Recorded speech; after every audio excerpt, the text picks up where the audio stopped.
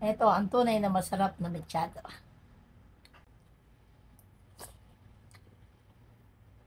Sarap. Okay mga boss, isang mabilisan lang. Gagawa tayo ngayon ng isang tunay at masarap na mechado. Meron tayo ditong pyesa ng baboy, buto-buto. Ito ang gagamitin natin. Maglalagay tayo ng toyo, paminta, kalamansi, at syempre gamit ang malinis kong kamay, haluin natin. Pero ano nga ba mga boss ang pagkakaiba ng kaldereta, mechado at apritada? Kung alam nyo, pakicomment naman mga boss. Hayaan lang natin munang mamarinate yan mga boss habang nire-ready natin yung iba pang sangkap.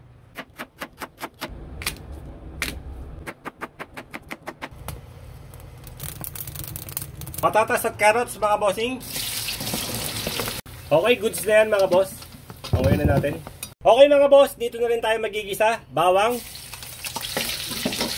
sibuyas na puti, sibuyas na pula at onion leeks. Pleated at taba ng baka. Optional lang yan.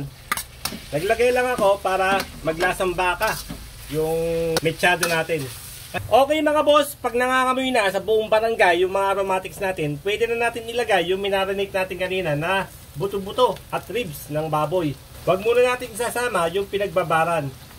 Hahayaan muna natin siyang masangkot siya ng mabuti. At syempre mga bossing, hahaluin natin yan para kumapit sa kanya yung mga aromatics na ginisa natin kanina. Tatakpan lang muna natin mga bossing, hayaan natin lumabas yung sariling katas. Ito yung pinagbabara natin mga bossing ng baboy o ng buto-buto. Dito na natin lulusawin yung rino para hindi na tayo maglusaw mamaya doon sa kawali. Okay mga boss, lumipas ang ilang dekada, ating balikan ang ating niluluto. At syempre bibigyan natin yan ng isang mahilab-hilab na halo.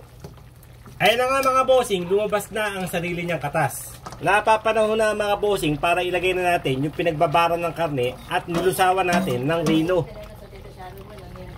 Binalawan ko ng tubig yung pinaglagyan ng rino mga bossing. Lagyan na natin ng tubig. Oras na para sa palambutan. Tomato sauce, tomato paste, at isa pang tomato paste. Laurel ni Jose. Banatan ulit natin ng paminta. At saka natin bigyan ng isang matinding halo. Kung natatabangan pa kayo mga boss at napuputlaan kayo, pwede nyong dagdagan ng toyo. Bechin, depende yan sa inyo mga bossing. Takpan lang natin muna mga boss, hayaan natin lumambot. Okay mga boss, lumipas na naman ang ilang dekada. Ating balikan ang ating niluluto. Tunay at masarap na mechado. Muli natin bibigyan ng isang matinding halo mga boss. At syempre mga boss, ilalagay na natin yung mga inihaw natin kanina.